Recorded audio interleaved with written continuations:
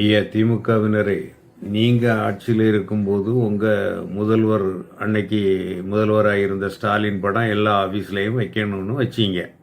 அன்றைக்கு யாராவது எம்ஜிஆர் படத்தை வைக்கணும்னு சொல்லி உங்கள்கிட்ட வந்து கேட்டாங்களா? இல்லை காமராஜர் படத்தை வைக்கணும்னு சொல்லி கேட்டாங்களா? பழைய முதல்வர் பக்தவச்சலம் பேரை கேட்டாங்களா?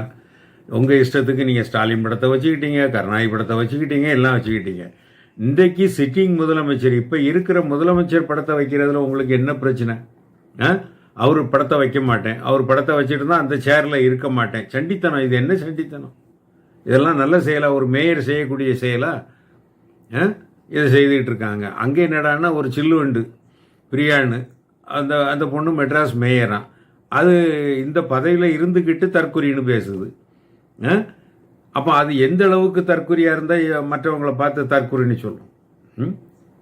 கொஞ்சமாவது நீங்கள் அடக்க வேண்டாமா? உங்கள் கட்சியில் நீங்கள் கட்டுப்பாடுங்கிறதே கிடையாதா?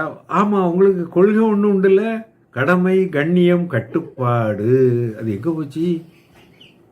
எங்கெங்கே போச்சு? அது அப்படி ஒன்று ஞாபகம் இருக்கா? கடமை கண்ணியம் கட்டுப்பாடு. கடமை உங்களுக்கு கிடையாது, கண்ணியம் அது என்னைக்கும் கிடையாது, கட்டுப்பாடு அதுவும் கிடையாது. அதெல்லாம் அண்ணாவோட போச்சு. அண்ணா சொன்னார், அவ்வளோதான். அதை நீங்கள் ஃபாலோ பண்ணுறதுக்கு நீங்கள் இல்லை. ஏதோ பிறந்த நாளையும் இறந்த நாளைக்கும் மாலை போடுவீங்க, மௌன ஊர்வலம் போவீங்க, அவ்வளோதானே.